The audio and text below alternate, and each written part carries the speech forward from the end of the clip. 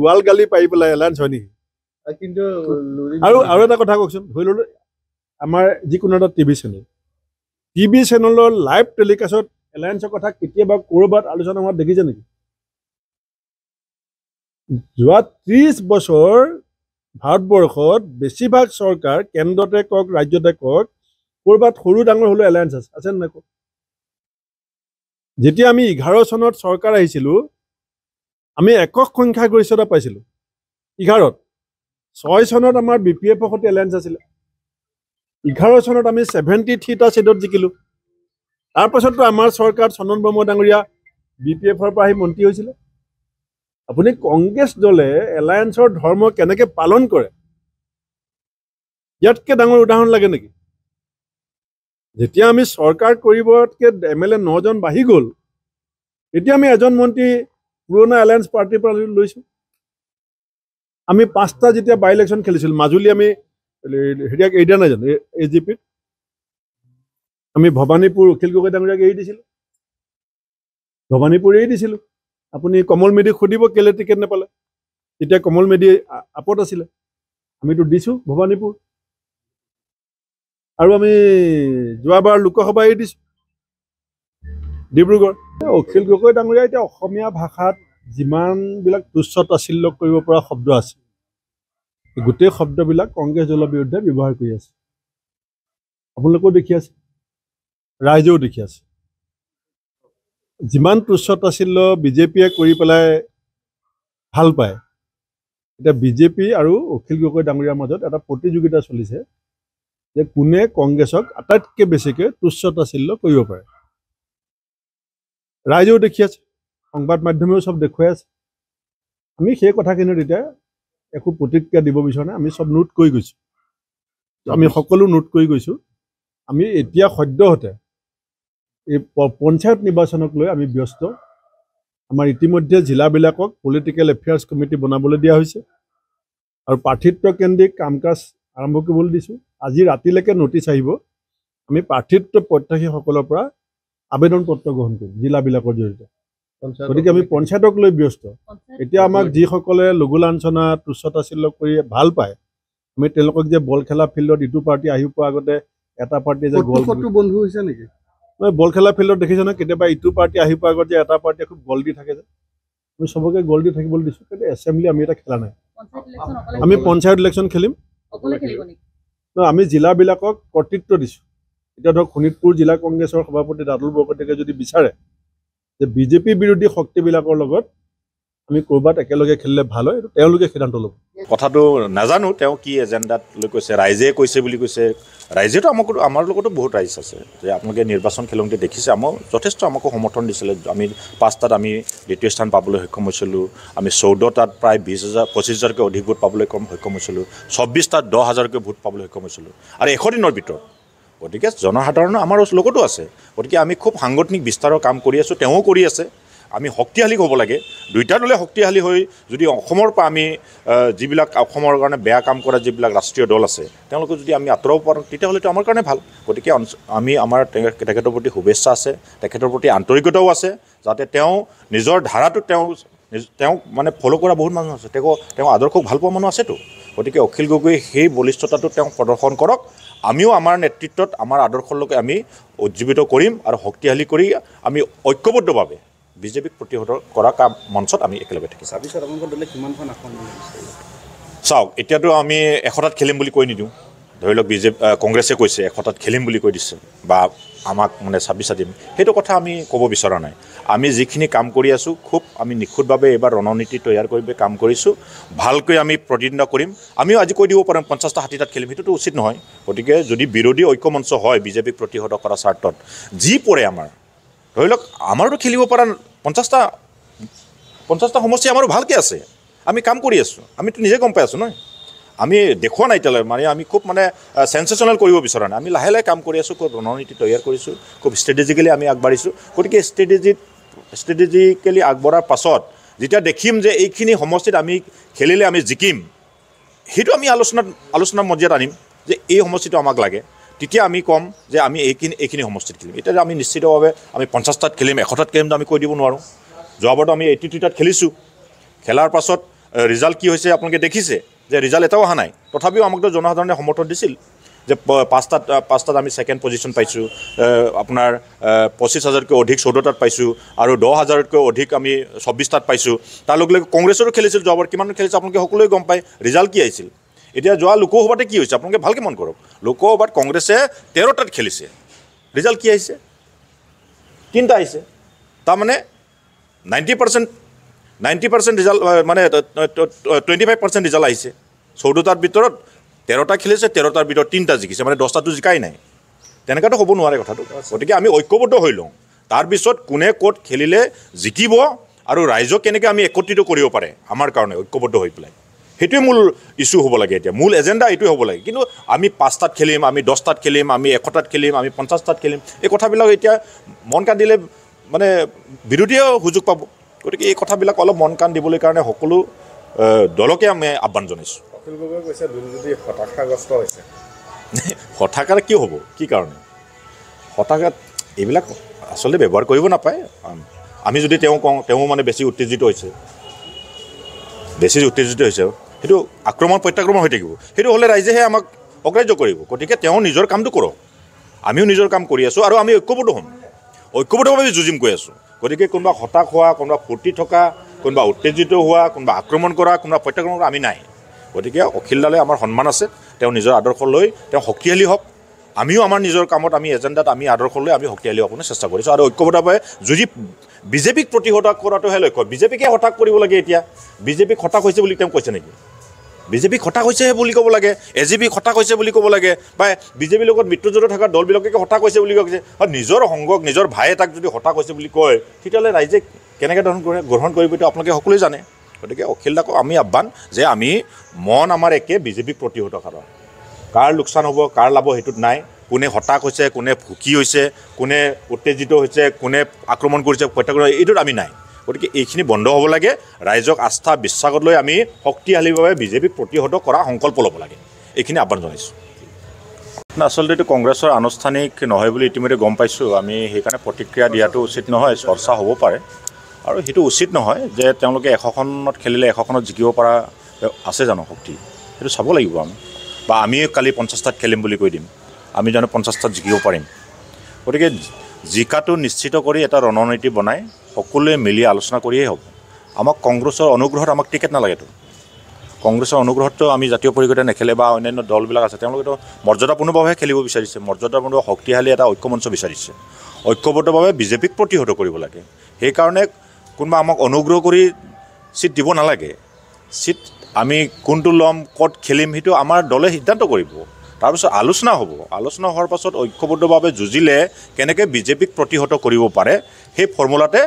Seat দিয়া বা লোৱা ব্যৱস্থা হ'ব কি মতামত দিছে বিশেষকৈ একত্ৰীকৰণ হোৱা কথাটো কৈ আছে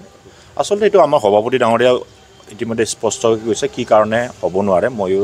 2-3 দিনমান আগত কৈছোঁ যে এটা টেকনিকেল বা পলিচিগত কথা আছে বা কাৰিকৰী কথা আছে বা অসমত বহুত আঞ্চলিক দল আছে অকল দুটা দল একত্ৰীকৰণ হ'লে বিলীন হ'লে সমস্যা সমাধান হৈ নাযায় বহুত দল আছে সেই দলবিলাকৰ লগত আমি সমগ্ৰ অসমত এটা শক্তি বিচাৰিছোঁ আঞ্চলিক শক্তি সৰু সৰু আঞ্চলিক দলবিলাক আছে যেনেকৈ UPPL আছে BPF আছে অসম গণ পৰিষদ দল আছে গণশক্তি আছে কাৰ্বি আংলঙত এটা আছে আৰু নতুনকৈ কেইবাটাও দল জন্ম হৈছে সোণোৱাল কছাৰী সকলোৰো আছে জাতীয় পৰিষদ আছে গণমঞ্চ আছে গতিকে গোটেই তেওঁলোকৰ নিজৰ নিজৰ সুকীয়া এটা আদৰ্শ লৈ বা নিজৰ নিজৰ এটা আইডিঅলজি লৈ বা নিজৰ নিজৰ চিন্তাধাৰাক লৈ তেওঁলোকে এটা স্বতন্ত্ৰৰে গণতান্ত্ৰিকভাৱে তেওঁলোকে ঐক্যবদ্ধ হ'ব বিচাৰিছে সেই ঐক্যবদ্ধত আমি আছোঁ অকল আমি ৰাইজৰ দল আৰু জাতীয় পৰিষদ ঐক্যবদ্ধ হ'লে সকলো সমস্যা সমাধান হৈ নাযায় আমিতো ঐক্যবদ্ধ আছোঁ আমি ঐক্যবদ্ধ যুঁজাহে মেইন কথা ঐক্যবদ্ধভাৱে আমি যুঁজিম সকলোৱে থাকি যুঁজিম কিন্তু একত্ৰীকৰণ বা বিলীন হৈ যোৱা কথাটো লৈ বহুত কাৰিকৰী অসুবিধা আছে বা আদৰ্শৰো অসুবিধা আছে আৰু শেষ হৈ নাযায় বিলীন হ'লে যে সব সমস্যা সমাধান হ'ব সেইটো নহয় বিলীন হ'বলৈ হ'লেতো আমি ধৰি লওক চব আঞ্চলিক দলবিলাকে যদি আমি কালি মাটি মানে জোৰ জুলুমভাৱে আমি কৰিব বিচাৰোঁ তেতিয়াহ'লেতো আমাৰ গণতান্ত্ৰিক ব্যৱস্থাটো ক'ত থাকিব গতিকে আমি বিচাৰিছোঁ যে সকলো নিজৰ নিজৰ এজেণ্ডাত শক্তিশালী হৈ উঠক আঞ্চলিক দলবিলাকে আৰু ঐক্যবদ্ধভাৱে যিবিলাক শক্তি অসমৰ কাৰণে বেয়া কাম কৰি আছে ধৰি লওক বিজেপি মিত্ৰজোঁট চৰকাৰে এতিয়া অসমখনৰ জনসাধাৰণৰ বিপৰীতে কাম কৰি আছে আমি সেই শক্তি আঁতৰাবলৈ হ'লে কাৰণে আমি ঐক্যবদ্ধ আঞ্চলিক এটা মঞ্চ অলৰেডি আমি বনাইছোঁ গতিকে সেই মঞ্চত থাকি আমি অতি সক্ৰিয়ভাৱে শক্তিশালীভাৱে যুঁজিবলৈ কাৰণে আমি তৈয়াৰ কৰিছোঁ কাৰণ এতিয়া অখিল গগৈ ডাঙৰীয়াই বাৰে বাৰে কৈ আছে যে আমি কমিটি বনাই দিছিলোঁ অসম জাতীয় পৰিষদে কমিটি বনাই দিছিলোঁ বা আলোচনাত আৰম্ভ হৈছিলে এইটো কথা নহয় একচুৱেলি অখিল গগৈ ডাঙৰীয়াই বাৰে বাৰে আমাৰ নিৰ্দিষ্ট কেইজনমান ব্যক্তিক তেওঁ সদায় ফোন কৰি তেওঁ আলোচনা কৰি তেওঁ ঐক্যবদ্ধ হ'ব পাৰে নেকি তেওঁ এটা হেঁচা প্ৰয়োগ কৰি আছিল কৰি থাকোঁতে আমি গম পালোঁ যে কি বিচাৰে আমি জানিবলৈ বিচাৰিলোঁ জানিব বিচাৰোঁতে তেওঁ ক'লে যে মোৰ কোনো চৰ্ত অবিহনে মই জাতীয় পৰিষদ আহিম কিন্তু গোটেই কথাটো পাতিলে তেওঁলোকক যেতিয়া আমি গম পালোঁ তেওঁলোকে এই বিষয়টোত যেতিয়া কথা পাতে তেতিয়া কথা পাতোঁতে তেওঁলোকে কেতিয়াবা সংবিধানৰ কথা কয় কেতিয়াবা পদবীৰ কথা কয় বা আন কথা কয় গতিকে সেইটোটোক আমি জানিব বিচাৰিলোঁ গতিকে বিলীন হ'লে যে চব সমস্যাৰ সমাধান হ'ব সেইটোতো নহয়েই গতিকে এই কমিটি বনাই দিয়া নাই জানিবৰ কাৰণে কথা পাতিছিল আৰু নিজেও অখিল গগৈ ডাঙৰীয়া সাধাৰণ সম্পাদকৰ ঘৰত গৈ এবাৰ কৈছিল তেওঁ প্ৰস্তাৱ দিছিলে নাম সলনি কৰা দলৰ নাম সলনি কৰা বা সংবিধান সলনি কৰা এইবিলাক কথা কৈছে তাৰ লগে লগে সভাপতি ডাঙৰীয়াকো তেওঁ নিজে মাতিছে তেওঁ ৰাজহুৱা কৰিছে যিটো বিষয় তেওঁ ঘৰত গৈ মাতিছিলে গতিকে মই ভাবোঁ অখিলদাৰ ৰাইজৰ দলো শক্তিশালী কৰক তেওঁ আঞ্চলিক দলটো শক্তিশালী কৰক আৰু আমি যিহেতু ঐক্যবদ্ধ আছোঁ ঐক্যবদ্ধভাৱে আমি শক্তিশালী হৈ আমি বিজেপিক প্ৰতিহৰাটো আমাৰ মূল লক্ষ্য এতিয়া তেওঁ কৈছে যে ধৰি লওক মানে জাতীয় পৰিষদৰে লোকচান হ'ব লোকচান কাৰ হয় কাৰ নহয় আমি সেইবিলাক কথাটো কোৱাটো উচিত নহয় মই ভাবোঁ গতিকে লোকচান বিজেপিৰ হ'ব লাগে যি বিজেপিয়ে অসমখনৰ কাৰণে অন্যায় কৰিছে জনসাধাৰণৰ প্ৰতি অন্যায় কৰিছে সেইটোহে লোকচান হ'ব লাগে অসম জাতীয় পৰিষদৰ লোকচান হয় নহয় ৰাইজৰ দলৰ লোকচান হয় এই কথাবিলাকত যদি আমি মনোনিৱেশ কৰোঁ তেতিয়াহ'লেতো অসমৰ জনসাধাৰণৰ হতাশ হ'ব গতিকে আমি সেইটো বিচৰা নাই অসমৰ জনসাধাৰণৰ স্বাৰ্থত আমি ঐক্যবদ্ধভাৱে আমি যুঁজিবলৈ সংকল্প লৈছোঁ সেই সংকল্প লোৱা যাত্ৰাত অখিল গগৈ নেতৃত্ব দিয়ক লুৰিণ গগৈ ডাঙৰীয়াও নেতৃত্ব দিয়ক আন আঞ্চলিক দলৰ নেতৃবৰ্গসকলে ভালকৈ নেতৃত্ব দিয়ক নিশ্চিতভাৱে অসমৰ জনসাধাৰণে ইয়াত জাতীয়তাবাদ প্ৰতিষ্ঠা কৰিব আঞ্চলিকতাত প্ৰতিষ্ঠা কৰিব তিনি গগৈ কনচেপ্টটো খুব ধুনীয়া কনচেপ্ট আছিলে মানুহে বৰ আদৰেৰে গ্ৰহণ কৰিছিলে মানুহৰ মাজত ৰাজনৈতিক এক্সাইটমেণ্ট পলিটিকেল এক্সাইটমেণ্ট আহি গৈছিলে মানুহে বিজেপিক খেদাবৰ কাৰণে সাজু হৈছিলে কিন্তু দেখা গৈছে যে উপ নিৰ্বাচনত সেইটো ভাঙি দিলে আৰু লুৰিণেও আজিকালি ইয়াৰ বিৰুদ্ধে দুটা এটা বাক্য কৈ থকা আমি দেখিছোঁ এইটো কৰা উচিত নহয় আমি সকলোৱে মিলি আমি বিজেপিক প্ৰতিহত কৰিব লাগিব আৰু আমি সকলোকে ঐক্যবদ্ধ হ'বৰ কাৰণে আহ্বান জনাইছোঁ হঠাতে কৈ দিলে যে নাই আমি লগ নহওঁ আমাৰ আদৰ্শগত মিল নাই যদি আদৰ্শগত মিলেই নাই কমিটিখনটো কেলৈ বনাইছিলা দুইটা পাৰ্টি লগ হ'বৰ কাৰণে একত্ৰীকৰণ কৰিবৰ কাৰণে এতিয়া দেখিছোঁ লুৰিণজ্যোতি গগৈ এটা অজুহাত দি আছে অজুহাত দিছে যে বিজেপিয়েহে এই একত্ৰীকৰণ বিচাৰিছে কোনোবা এজন সাংসদৰ কথা কৈছে এটা কনক্লেভত সাংসদজনে কৈছিলে যে মানে ৰাইজৰ দল আৰু একত্ৰিত হ'ব লাগে একত্ৰিত কিয় নহয় মইতো জনামতে তেওঁ মানে আমাক ইনচাল্ট কৰি কৈছিলে যে তোমালোকতো একত্ৰিত হ'বই নোৱাৰা তোমালোকে এনেই চলাই থাকা তোমালোকে একলগটো হ'ব নোৱাৰা চোৱাচোন কেতিয়া লগ হোৱা তোমালোক এইবুলি আমাক ইনচাল্ট কৰিছিলে তাচ্ছিল্য কৰিছিলে আৰু সেইটোকে এতিয়া যদি লুৰিণজ্যোতি গগৈয়ে তেওঁ এই বিষয়টোৰ পৰা পলোৱাৰ এটা উপায় হিচাপে যদি এইটোক ব্যৱহাৰ কৰে তেতিয়াহ'লে তাৰ পৰা কিবা কাম হ'ব নেকি কওক লুৰিণ অকণমান মানে হতাশাত আছে গতিকে মই ভাবোঁ যে লুৰিণে অলপ দুদিনমান ৰৈ কথাটো বিবেচনা কৰক হ'লে ভাল নহ'লেও আমাৰ আপত্তি নাই দেই আমি জোৰ চোৰ একো দিয়া নাই আকৌ আমি খালি বিচাৰিছোঁ যে এইটো হ'লে ভাল হয় অসমীয়া জাতিৰ উন্নতি হ'ব আৰু যদি নহয় আৰু তেখেতে নহ'ব বুলি কৈ দিছে সেইটোতো আমাৰ আপত্তি নাই দেই একেবাৰে আপত্তি নাই নহ'লেও আমাৰ আপত্তি নাই লোকচান আমাৰ নহয় তিনি গগৈ একতাটোৱে অসমীয়া মানুহৰ মাজত একদম সাংঘাতিক ধৰণৰ এটা এক্সাইটমেণ্ট আনি দিছিলে যে এইবাৰ আমি বিজেপিক হৰুৱাব পাৰিম হয়নে যোৰহাট একদম সাংঘাতিক ধৰণে যোৰহাটত আমি ছাকচেছফুলো হৈ গ'লোঁ এটা সাংঘাতিক ধৰণৰ এটা এক্সাইটমেণ্ট এটা উত্তেজনা আনি দিছিলে ৰাজনৈতিক উত্তেজনা যে এইবাৰ বিজেপি একদম নদীত পৰিবগৈ আৰু খালত পৰিব কাৰণ তিনি গগৈ লগ হৈছে এতিয়া তিনি গগৈৰ ভিতৰতে লুৰিণে এতিয়া ক'বলৈ ধৰিছে লাহে লাহে তিনি গগৈ কনচেপ্টটো বিজেপিয়েহে দিয়া এইবিলাক নহয় দেই আমি সকলোৱে অসমীয়া মানুহে বিচাৰিছে আমি তিনি গগৈ মানে তিনি গগৈ তিনিটা উপাধি নহয় তিনিটা আহোম নহয় তিনি গগৈ মানে তিনিটা ৰাজনৈতিক ধাৰা এটা ৰাষ্ট্ৰীয় ৰাজনৈতিক ধাৰা বিজেপি বিৰোধী ৰাষ্ট্ৰীয় ৰাজনৈতিক ধাৰা কংগ্ৰেছে এতিয়া কৈ দিয়া নাই যে আমি মানে ফৰ্মেল তেওঁলোকে কোৱা নাই কিন্তু এইটো এৰি দিছে মানে যে তোমালোকে সন্তুষ্ট হ'ব নাই আমাক টেষ্ট কৰিব খুজিছে এইবিলাক দুই নম্বৰী কাম কৰি থাকি লাভ এটা কথা কওঁ যে অসমক ভাল পোৱা মানুহবিলাকে এইটো বিচাৰেনে নাই যে আঞ্চলিক দলবিলাক একলগ হ'ব? অসমক ভাল পোৱা মানুহবিলাকে, জাতীয়তাবাদী মানুহবিলাকে আৰু আপোনাৰ কা বিৰোধী মানুহবিলাকে, অসমীয়া জাতিটোক সঁচাকৈ ভাল পোৱা মানুহবিলাকে চবেই বিচাৰে যে ৰাইজৰ দল, অসম জাতীয় পৰিষদ এওঁলোক একলগ হওক, অখিল গগৈ, লুৰিণজ্যোতি গগৈ একলগ হওক। কিন্তু লুৰিণজ্যোতি গগৈৰ কথাবিলাকত বাৰু একলগ হোৱাৰ কিবা সুৰ বা অসমীয়া মানুহক, অসমৰ মানুহক সন্মান কৰাৰ কিবা এটা সুৰ দেখিছেনে? আমি যেতিয়াই গাঁৱলৈ যাওঁ, আপুনি ইয়ালৈ আহিছোঁ, আপুনিয়ে লগে লগে সুধিছে যে আপোনালোকৰ দল এতিয়া একলগ হ'বনে নহ'ব? লুৰিণজ্যোতি গগৈচোন এনেকৈ কৈছে। আমি য'তেই যাওঁ, গাঁৱৰ মানুহ হওক, টাউনৰ মানুহ হওক, বাগানৰ মানুহ হওক, সকলোৱে এটাই কথা কয় যে লুৰিণ আৰু অখিল আপোনালোক একলগ হওক, ৰাইজৰ দল আৰু অখিল গগৈ একলগ হওক। সেইকাৰণে ৰাইজৰ আহ্বানৰ প্ৰতি, সময়ৰ আহ্বানৰ প্ৰতি সঁহাৰি জনাই আমি ৰাইজৰ দল আৰু অসম জাতীয় পৰিষদ একত্ৰীকৰণৰ কাৰণে আহ্বান জনাইছিলোঁ। আৰু আহ্বান জনোৱাৰ পাছত সেই আহ্বানৰ প্ৰতি সঁহাৰি জনাই অসম জাতীয় পৰিষদে এখন 4জনীয়া কমিটিও বনাই দিছিলে আৰু আমাৰ দলৰ পিনৰ পৰা 4জনীয়া এখন কমিটি বনাই দিছিলে। 4-5বাৰমান বৈঠকো হ'ল আৰু পজিটিভ ৰিজাল্টো ওলালে। আমি একেখন মঞ্চতে থিয় দিছোঁৱেই, এখন অসম আঞ্চলিক মৰ্চা বুলি। গতিকে আঞ্চলিক দলবোৰ একত্ৰিত কৰিছোঁ, কিন্তু দুটা দল মাৰ্জ কৰাটো ইমান সহজ কথা নহয়। দুটা বেলেগ বেলেগ ভিন্ন ভিন্ন আদৰ্শৰ দুটা দল একলগ হ'ব নোৱাৰে। আনকি একে আদৰ্শৰ দুটা দলো একত্ৰিত হোৱা আমি দেখিবলৈ পোৱা নাই। কাৰণ আপুনি চাব যে বাওঁপন্থী দলবোৰ CPI, CPI-ML, CPI-M বা ফৰৱাৰ্ড ব্লক, তেওঁলোক বাওঁপন্থী আদৰ্শ, কিন্তু এটা দল হ'ব পৰা নাই। গতিকে এইবোৰ কথা তেওঁ যদিও কৈছে, কিন্তু আচলতে ইমান সহজ কথা নহয়।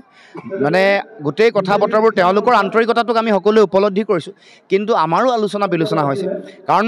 তেওঁতো নিজেই কৈছে তেওঁ যে মাৰ্ক্সবাদী হয়, আমিতো জাতীয়তাবাদী। গতিকে অসমৰ মানে মাৰ্ক্সে কেতিয়াও জাতীয়তাবাদৰ বিৰোধিতা কৰা নাই। কিন্তু অসমত আপোনালোকে অসম আন্দোলনৰ পটভূমি জানে, অসম আন্দোলনৰ সময়ত এটা যিটো পৰিৱেশ, জাতীয়তাবাদৰ লগত বাওঁপন্থী মানুহৰ এটা সংঘাত আৰু দ্বন্দ্বৰ পৰিৱেশ আছিলে, সেইটো আছে আৰু থাকিব। কিন্তু বিজেপিক হৰুৱাবলৈ আমি একেলগে থিয় দিছোঁ। কংগ্ৰেছৰ লগতো আমাৰ আদৰ্শ নিমিলে। আপোনালোককতো ক'বলৈ আমি একো বাকী ৰখা নাই যে কংগ্ৰেছৰ আদৰ্শৰ লগতো আমাৰ পূৰা ফুল বিৰোধিতা আছে। কিন্তু এই সময়ত বিজেপিক হৰুৱাব লগা কাৰণে, ভোট বিভাজন হ'ব নালাগে কাৰণে একেলগে থিয় হৈছোঁ। গতিকে মানে অখিল গগৈ ডাঙৰীয়া মোৰ জ্যেষ্ঠ ভাতৃৰ দৰে, গতিকে তেওঁ সকলো কথা নিশ্চয় বুজি পাইছে। ময়ো যুক্তিপূৰ্ণ কথাটোৱে কৈছোঁ। আৰু মই আচৰিত হৈছোঁ যে বিজেপিও মানে আমাৰ দুটা দলক একলগ হোৱাটো বেছি মানে উৎপাত কিয় কৰি আছে।